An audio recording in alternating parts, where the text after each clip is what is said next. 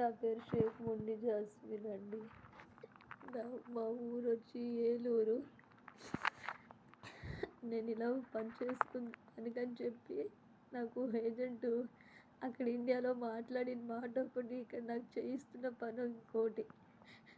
ఆ పని నేను చేయలేకపోతున్నానని మా ఏజెంట్కి కూడా కంప్లైంట్ ఇచ్చానండి.